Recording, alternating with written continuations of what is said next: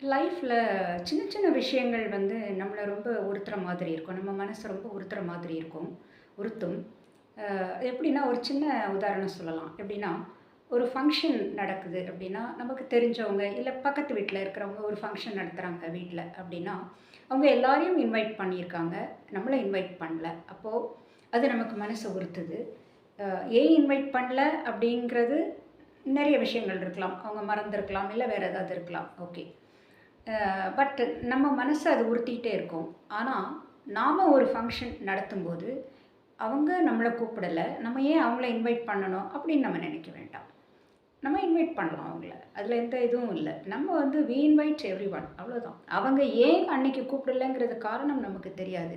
வேணும்னே கூப்பிடாம இருந்தா கூட பரவால்ல. நாம இன்வைட் பண்ணலாமே. அந்த ஜெனராசிட்டி ஏன் பிராட் மைண்டட்னஸ் நமக்கு ஏன் வரக்கூடாது?